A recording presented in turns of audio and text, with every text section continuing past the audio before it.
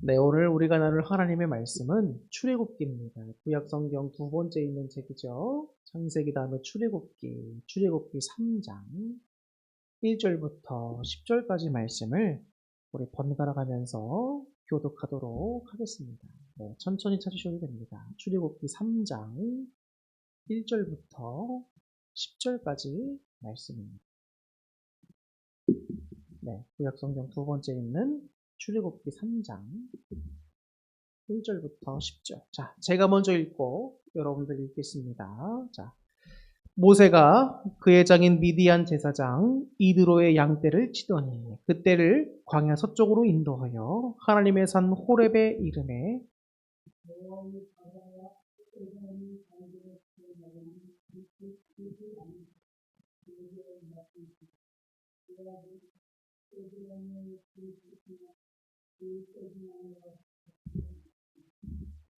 이에 모세가 이르되 내가 돌이켜 가서 이 큰 광경을 보리라. 떨기나무가 어찌하여 타지 아니하는고 하니 그때에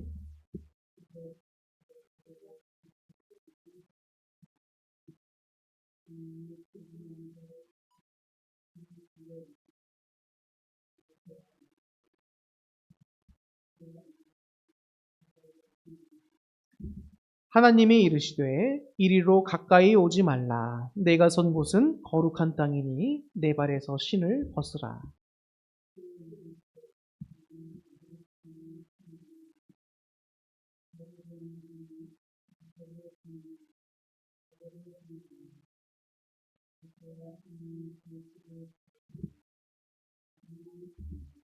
여호와께서 이르시되 내가 애굽에 있는 내 백성의 고통을 분명히 보고 그들이 그들의 감독자로 말미암아 부르짖음을 듣고 그 근심을 알고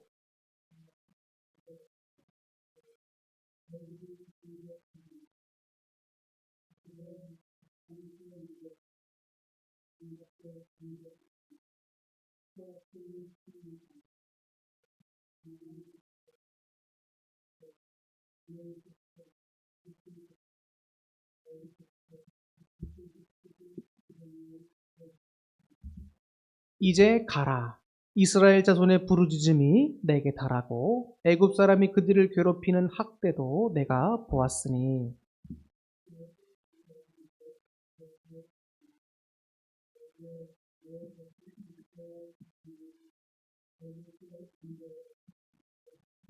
아멘. 네, 여러분 반갑습니다. 오늘은 본문의 말씀을 통하여 하나님께서 다 아시고 이루십니다라는 제목으로 여러분들에게 말씀을 전하려고 합니다.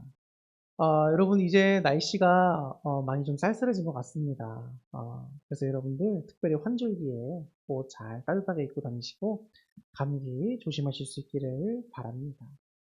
한 주간 지내오면서 제가 또 하나님의 크신 은혜로 또 지내왔구나 하는 것을 깨닫게 됩니다. 그래서 날마다 또 이렇게 매번마다 항상 하나님께서 우리를 돕고 계시는구나. 이걸 깨닫는 것이 신앙의 민감성이겠다라는 생각이 듭니다. 그래서 하나님께서 저뿐만 아니라 우리 믿는 모든 성도님들을 이렇게 지키시고 은혜를 베풀어 주시고 계시다는 사실을 우리가 분명히 알아야 합니다. 제가 창세기부터 이렇게 여러분들에게 쭉 다시 말씀드리고 있지만 창세기를 보다 보면은 참 놀라운 광경들이 보여요. 창세기 처음에 하나님께 천지를 창조하실 때도 보면 모든 것이 흑암이고 모든 것이 무질서한 혼돈의 상태입니다. 카오스의 상태에서 하나님이 임하시고 하나하나 창조하시는데 질서를 만들어 가세요. 하나하나 다 질서를 만들어 가십니다. 그래서 우리 사람이 마지막에 하나님께서 창조하셨지만 사람이 하나님의 말씀에 합당하게 살아가야 되는 것을 하나님께서 이제 하나하나 가르쳐 주시죠. 그 처음이 뭐였죠? 동산 중앙에 있는 선과 악을 알게 하는 나무의 실과는 따먹지 말아라. 자, 이런 것부터 시작해서 하나님의 피조물인 인간이 하나님의 말씀에 어떻게 순종하며 살아가야 되는가. 또 어겼을 때는 이것이 하나님과 나와 사이에 죄가 되고 그 죄로 인한 결과가 반드시 오게 된다는 것도 우리가 알게 됩니다. 그래서 신앙을 하는 우리들에게 참 교훈이 되는 그런 말씀들이 다 담겨 있어요. 그래서 창세기 말씀을 하나님이 첫 번째는 혼돈에서 질서를 창조해 가시는 모습들이 보이고 인간이 번영된 가운데, 하나님의 복 가운데 인간의 번영된 가운데 인간의 부족하고 연약하고 죄된 모습들이 많이 보이게 됩니다.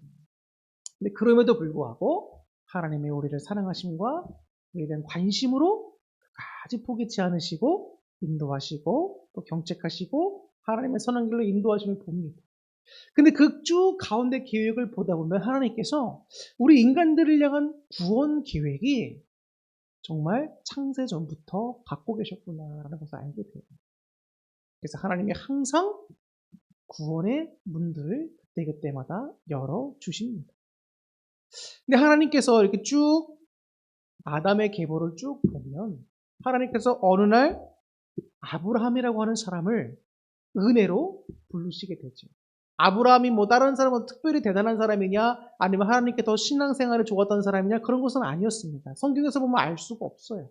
그냥 하나님의 주권적인 은혜로 아브라함을 선택하셨습니다. 그래서 아브라함을 통해서 하나님이 많은 민족을 너희에게 자손들을 너에게 주겠다. 그리고 젖과 꿀이 흐르는 땅을 너와 내 후손들에게 주겠다라고 약속하시지. 그 처음 하나님을 경험했던 아브라함은 얼마나 감격스럽고 가슴이 벅찼을까요? 저는 그렇게 생각합니다. 여러분들도 신앙생활 하실 때에 정말 하나님을 인격적으로 경험하고 체험했던 부분들이 아마 한 번쯤은 다 있을 겁니다. 우리 믿는 신앙인들이 언제 내가 정말로 하나님을 잘 섬기겠다라고 마음을 먹게 되냐면 하나님을 인격적으로 정말 만나는 때입니다. 그때부터는 어떻게 보면 종교인이었다가 이제야 비로소 하나님의 자녀로서 들어오는 것 같다라는 생각이 강하게 들어요.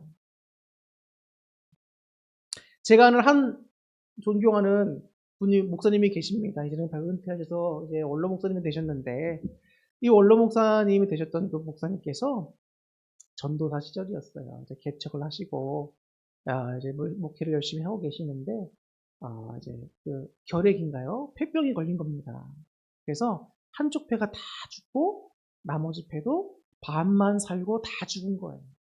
그래서 이제는 의사도 더 이상 손 쓸 수 있는 방법이 없다. 그러면서 죽을 날만 이제 기다리고 있는 겁니다. 근데 그 목사님이 그 당시에 하나님의 역사하심을 이해할 수가 없는 거예요.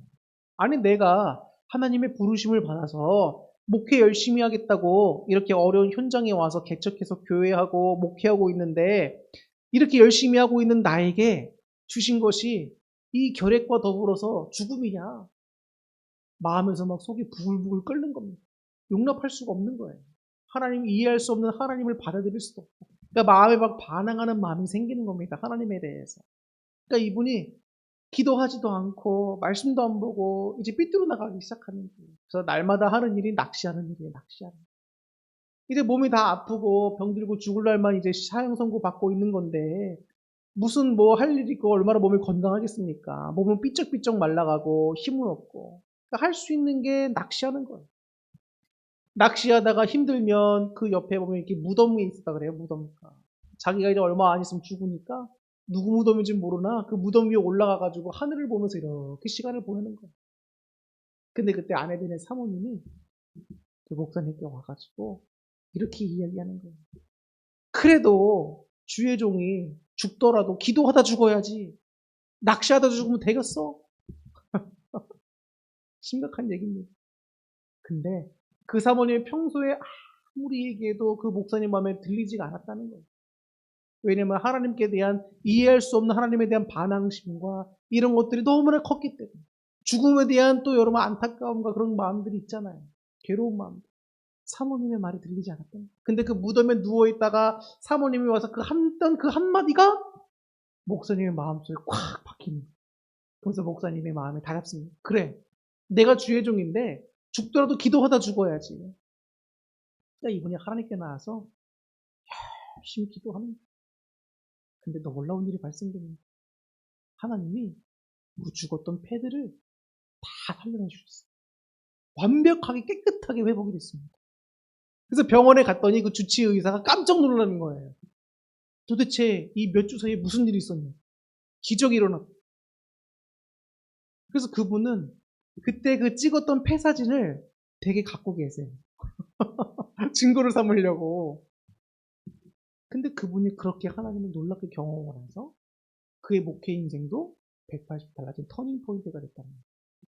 우리 믿는 사람들은 여러분 언제 신앙이 확 급격하게 극적으로 반전되냐? 이 아브라함처럼 또 그 목사님처럼 또 저나 여러분들처럼 하나님을 인격적으로 만나는 그 때에 확 바뀌는 거예요. 아브라함이 여러분 180도 바뀌잖아요. 저기까지 어떻게 살았는지 성경에 나와 있지 않지만 하나님을 만나자마자 가라니까 가잖아요. 어디로 가라는지도 몰라요.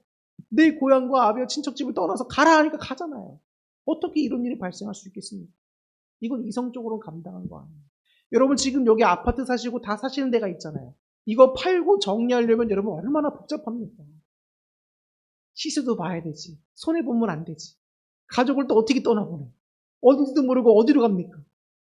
근데 아브라함이 순종할 수 있었던 이유는 하나님을 만났을 때 인간의 반응은 그렇게 된다는 거예요. 절대자 앞에 피조물인 인간은 이런 모습을 보일 수밖에 없습니다. 제가 지난주에 설교도 했지만 베드로가 예수님의 부르심을 받고 만났을 때 뭐라고 고백하죠? 주여 나는 죄인입니다. 바로 자복하며 엎드리잖아요. 근데 그런 아브라함에게서 이제는 그 축복이 어디로 흘러갑니까? 이삭에게 흘러가죠. 이삭에게는 이스마엘이라고 하는 배다른 형이 있었어요. 그죠? 근데 하나님은 이스마엘에게 그 축복의 언약 계승권을 주지 않고 이삭에게 흘려보냅니다. 또 하나님은 이삭의 두 아들인 에서와 야곱 가운데 야곱을 선택하시죠. 모든 것을 보면 주님 왜 그렇게 하십니까? 첫째도 아니고 왜 둘째를? 이렇게 생각할 수도 있고 우리랑은 생각이 다르다 생각할 수 있지만 전적인 하나님의 은혜입니다. 우린 여기서 이런 걸 생각할 수 있어야 돼요. 아, 내가 아브라함이 아니어도 내가 이삭이 아니어도 내가 야곱이 아니어도 하나님께 잘 충성할 수 있는 믿음이 되야겠다라는 그 마음이 항상 우리에게 있어야 합니다. 이 야곱에게서 다음에 하나님께서 위대하게 쓴 인물이 누구죠? 그의 아들 가운데 하나인 요셉입니다. 요셉이 애굽의 총리가 됩니다. 왕 다음이잖아요. 그래서 하나님이 야곱의 이제 가족들을 애굽에 있는 좋은 고센 땅에 살게 하시면서 이제 한 민족을 이루시는 계획을 실행하시죠. 그런데 그 위대한 일에 요셉을 들어 쓰셨단 말이에요. 그럼 우리는 기도할 때 하나님, 저도 요셉처럼 복을 주세요. 그러나 우리는 요셉처럼 될 수가 없습니다. 왜일까요? 요셉에 대한 특별한 인물을 하나님 그 당시에 주권적인 은혜로 선택해 쓰신 겁니다. 이 땅에 살아가는 많은 신앙인들을 보세요. 위대하게 하나님께서 귀하게 쓰시는 사람들도 있고 낮은 곳에서 하나님이 귀하게 쓰시는 분들도 있습니다. 그럼 하나님, 저도 저런 성도와 저런 목회자 같이 요셉과 같이 아브라함과 같이 이삭과 같이 써주세요. 라고 기도할 수 있습니다. 그런데 하나님이 아니야. 너를 향한 나의 계획은 다르다. 라고 하실 때에 우리는 어떻게 해야 됩니까? 어떻게 하나님 그럴 수 있습니까? 하나님 공평하신 하나님이라고 말씀하시면서 저 사람은 요셉처럼 쓰시고 나는 이렇게 낮은 곳에서 천하게 쓰시려고 하십니까? 어떻게 그럴 수 있습니까? 이렇게 생각할 수 있습니다. 근데 이건 여러분 우리 마음속에 있는 굉장한 교만함입니다. 근데 여러분 생각보다 많은 신앙인들이 이런 부분에서 믿음이 흔들리는 거 아십니까? 나중심적인 신앙생활을 살면 안 됩니다. 제가 신학대학원 다닐 때 거기 같은 신학대학원 다니는 이제 선배였어요.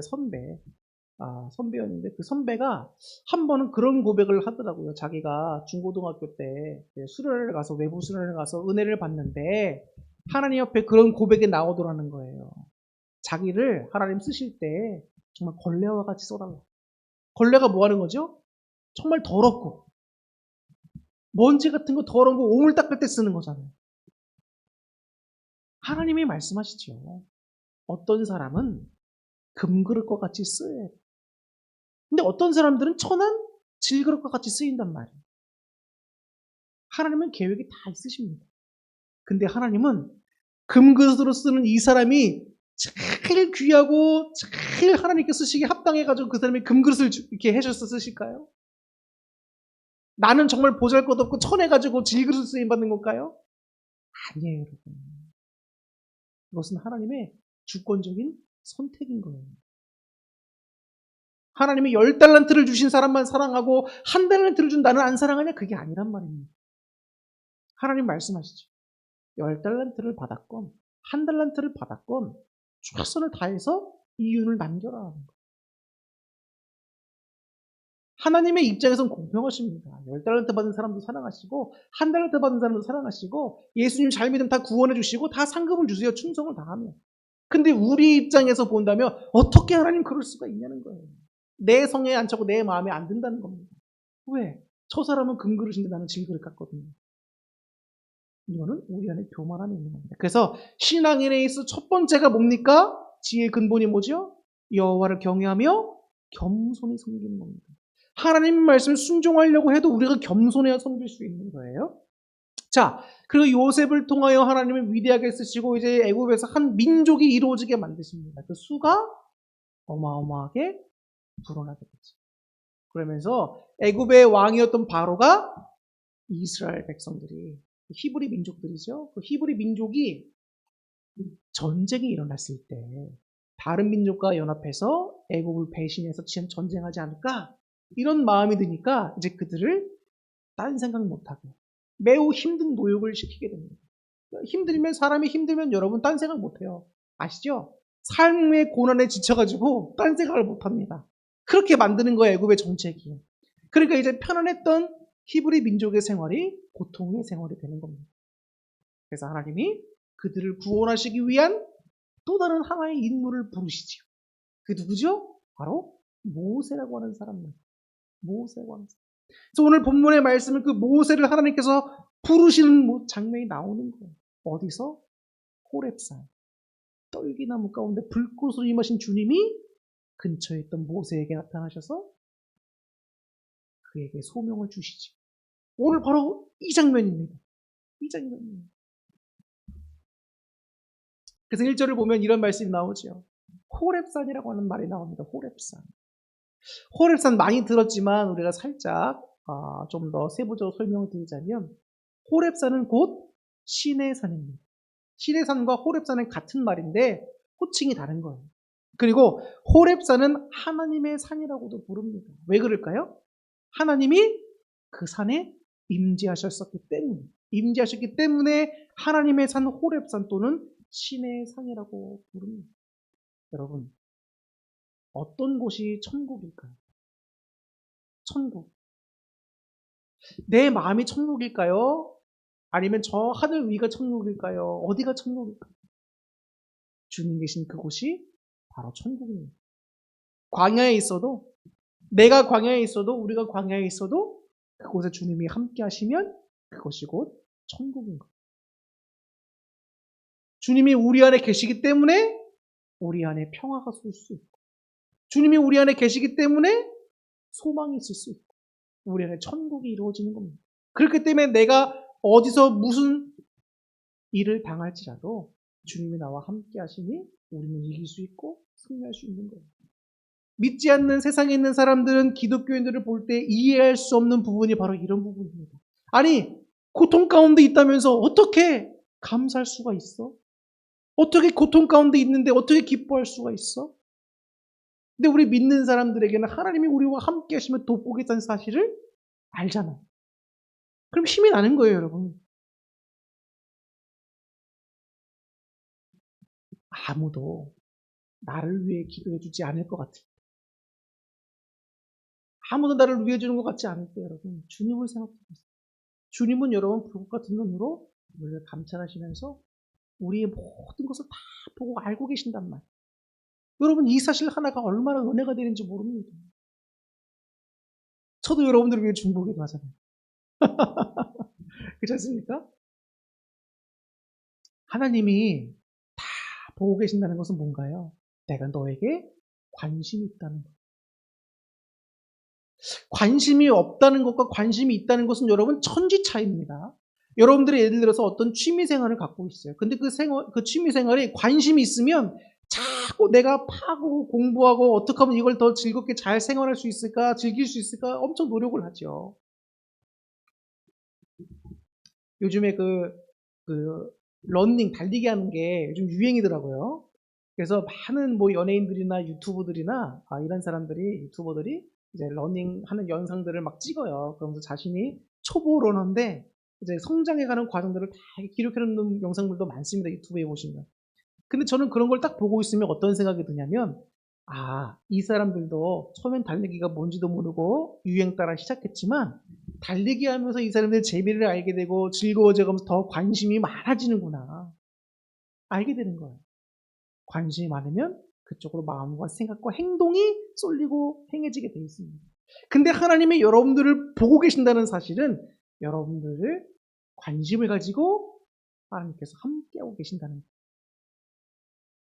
여러분, 하나님은 주무실까요? 안 주무실까요? 하나님은 안 주무십니다. 우리와 같은 육체가 없기 때문에 하나님 영이시기 때문에 주무실 필요가 없어요.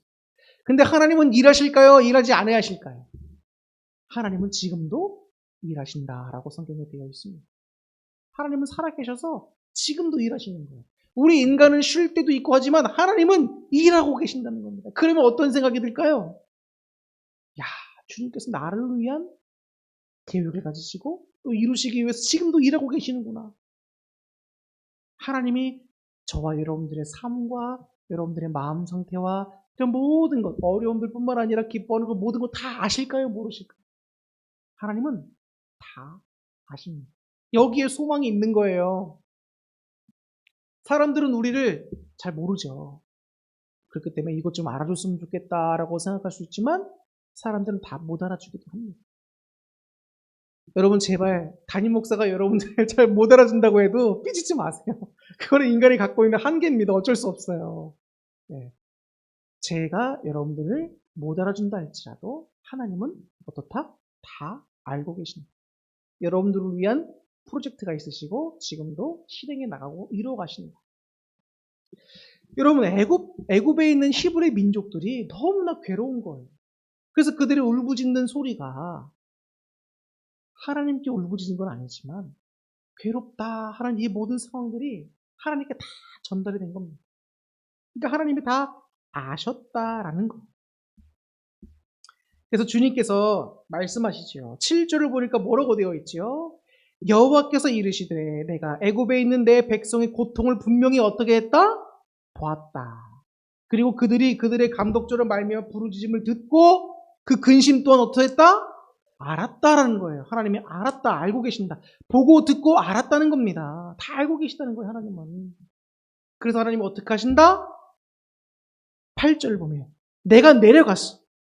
그들을 애굽인의 손에서 건져내겠다라고 하시는 거예요. 건져내겠다. 그리고 하나님이 약속하신 젖과 꿀이 흐르는 그 가나안 땅으로 인도해 주시겠다. 그래서 모세에게 말씀하시면 이제 가라.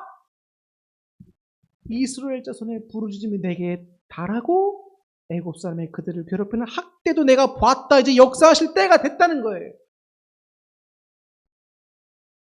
하나님의 때가 있고 내가 원하는 때가 있습니다. 그러면 여러분 하나님이 원하시는 때와 내가 원하는 때가 다를 때 우리는 어느 때에 순종해야 합니다. 하나님의 때에 순종해야 합니다. 하나님의 때. 어린아이와 같은 신앙은 주여 제 때입니다. 이때 꼭 이뤄주셔야 됩니다. 라고 하는 것은 어린아이 같은 신앙입니다.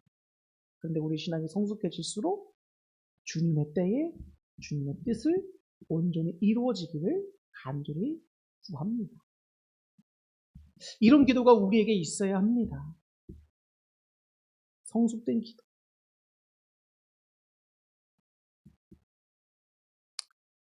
제가 일주일 동안 살아오면서 또 어떤 귀한 주님의 은혜가 있었냐면 마음속으로 볼 때 참 사람들과의 관계 속에서 지내다 보면은 참 속상할 때가 많습니다. 근데 나이도 이제 먹을 만큼 이제 서서히 먹었고 이제 그런 상태에서 사람들에게 어떤 관계 속에서 인정받지 못하거나 혹은 자신을 존중해주지 못하는 모습을 발견하게 된다거나 그러면 굉장히 괴로울 때가 많아요. 근데 하나님께서 그런 제 마음 속에서 싹 임재해 주시고 이렇게 다독이시면서 또 하시는 말씀이 뭐냐면 사람 바라보지 마. 사람에게도 뭐 인정받으려고 하지도 마. 네가 그 사람에게 베풀었는데 그 사람이 너에게 그만큼 못 베풀어준다고 실망하지도 마. 예수님을 생각하면 예수님은 이 땅에 오셔서 그냥 고통당하시다가 십자가 달려 돌아가신 거예요, 우리를 위해서. 근데 우리는 그 예수님 모습과 비교할 때에 행복한 삶을 사는 겁니다. 우리 하나님이 우리에게 주시는 은혜가 다르고 저 사람에게 주시는 은혜가 다르고 하나님은 저 사람을 훈련시키시는 계획이 다르고 우리를 훈련시키시는 계획이 달라요. 그렇기 때문에 여러분 다른 사람 보면 실망할 것도 없고 나를 보면 실망할 것도 없습니다. 그리고 다른 사람에게 주신 거에 비교하면서 자꾸 마음이 낙심될 것도 없어요. 그냥 하나님께서 분명히 저에게 감화 감동을 주시는 게 뭐냐면 다른 사람에게 주신 은혜를 보지 말고 너에게 주신 은혜에 집중하라. 너에게 주신 은혜에 집중. 왠지 아십니까, 여러분? 사람은 시기 질투 동물이에요. 시기 질투가 내가 없는 것 같죠, 여러분? 우리가 없는 것 같죠? 근데 내 자신을 가만히 들여다보세요. 시기 질투가 사람은 누구나 기본적으로 넘쳐납니다. 그래서 여러분, 다른 사람이 잘 되거나 내가 아는 사람이 잘 되면 배가 아파요. 표현을 안 하지만 이게 팩트입니다. 근데 여러분, 다른 사람에게 주신 거 보지 말고 내 인생에서 나를 이끄시면 나에게 채워주셨던 은혜들을 한번 생각해 보세요. 하나님을 만났던 그 경험들, 은혜들. 그러면 어떤 마음이 들까요? 우리 마음에 기쁨과 감사가 넘쳐납니다. 자꾸 다른 사람과 비교하지도 말고 다른 사람 거 보지도 마시고 여러분 그리고 다른 사람에게 나를 알아주고 나를 존중해주지 않는 것 같다 느낄지라도 실망하지도 마세요. 우리가 주님 안에 바로 서 있고 주님 안에서 겸손히 주를 경외하는 자를 주님께서 높이 써주시겠다라고 말씀하고 있습니다. 우리가 해야 될 일은 뭔가요? 주님께서 주시는 복 안에 우리가 있기 위해서 또 우리가 온전한 신앙생활을 하기 위해서는 그냥 주님을 경외하고 겸손히 그 말씀 따라 살아가는 모습을 살면 되는 거예요. 이게 복된 겁니다. 그런데 그럴 수 있는 환경을 주셨죠. 그럴 수 있는 건강을 주셨죠. 기회들을 주셨죠. 삶을 주셨죠. 얼마나 감사한 겁니까? 여러분, 하나님은 저와 여러분들의 모든 것을 다 감찰하고 알고 계십니다. 그렇기 때문에 주님께 회개할 것이 있으면 여러분 하나님께 부담 갖지 말고 오세요. 하나님은 여러분들이 회개하실 때 뭐라고 안 하십니다. 그래, 왔냐? 회개해라. 회개하면 하나님 다 용서해 주시잖아요. 얼마나 감사합니까? 이런 분이 어디 있어요? 이런 분이 없단 말입니다. 근데 정말로 하나님도 속상해하면서 좀 힘들어하는 영혼들도 있습니다. 하나님을 대적하는 마음 가진 사람들, 하나님께 매우 심한 반항심을 가진 사람들, 이런 분들은 정말 그 마음부터 먼저 고쳐달라고 하면서 하나님께 정말 회개를 철저히 해야 됩니다. 그렇지 않으면 하나님의 그 역사심과 인도하심을 얻기가 힘들 수도 있어요. 하나님이 우리를 참 사랑하십니다. 그래서 제가 하나님께 나아가서 기도하면 하나님이 항상 첫 번째 하시는 말씀은 사랑한다, 사랑한다, 사랑한다 하더라. 회개로 나왔는데, 아니 잘못한 죄인이 나왔는데 하나님께 처음 해주시는 말씀은 항상 그거예요. 사랑한다. 여러분들이 하나님께 죄 지은 것들이 많고 하나님께 참 부끄러운 모습 많을 때 어떻게 나아갈까 고민하지 마시란 말이에요. 아니 사랑한다는데 하나님은 여러분들이 주님께 나올 때에 어떤 마음이실까 너무 기뻐하시는 거예요. 회개와 용서를 구한다는 것 자체가 내 죄를 주님 말씀에 비추어 깨닫고 이제는 하나님 말씀대로 살겠다라고 하면서 나오는 거잖아요. 얼마나 감사합니까? 여러분 오늘 모세가 떨기나무에 임하신 주님의 불꽃 가운데서 주님의 부르심을 입고 나아갈 때에 하나님이 뭐라고 말씀하시죠? 모세야, 이곳은 거룩한 곳이니 땅이니 내 발에 신을 벗어라 라고 말씀하십니다. 신은 히브리인들에게 더러운 것, 죄된 것 이런 것을 상징해요. 근데 하나님이 계신 그곳이 거룩한 곳, 곧 천국일지인데 주님 앞에 나아갈 때 우리가 죄된 것, 더러운 것 가지고 나가면 되겠습니까? 안 되는 거예요. 신을 모세가 벗고 땅에 엎드리듯이 우리의 죄에 대한 하나님께 고백하며 다 용서를 구하고 회개하는 것이 반드시 필요합니다. 그럴 때에 주님과 우리와의 더 긴밀한 관계를 맺을 수 있는 통로가 열려지게 되는 거예요. 여러분 오늘 이제 설교를 마치려고 합니다. 제가 오늘 여러분들에게 많은 말씀을 드렸습니다. 근데 하나님은 항상 혼돈이 아니라 질서를 만드시는 분이에요. 또 하나님은 성경을 통해 우리를 교훈하사 하나님 말씀 따라 살아갈 수 있도록 방법들을 알려주십니다. 그래서 우리가 성경을 많이 잘 읽으면서 하나님 뜻에 따라 주님을 경외하고 겸손히 살아가는 것이 곧 복의 길이 됩니다. 그리고 내가 아브라함이나 요셉이나 이렇게 위대한 인물처럼 한꺼번에 쓰임받지 못한다 할지라도 우리는 우리에게 주어진 사명과 하나님의 은혜에 감사하며 충성을 다해야 한다. 그럴 때 하나님께서 우리에게 더 큰 은혜를 내려주신다라고 말씀드렸고, 마지막으로 하나님은 우리의 모든 것을 다 알고 계십니다. 그렇기 때문에 여러분 삶을 살고 신앙생활하다 힘들고 낙심하고 지친다 해도 끝까지 주님 붙들고 일어나서 주님의 도우심을 경험하시기 바랍니다. 주님의 그때에 반드시 하나님이 여러분들의 삶 가운데서 이루십니다. 그때까지 인내하는 믿음이 여러분들의 있기를 축원합니다. 기도하겠습니다.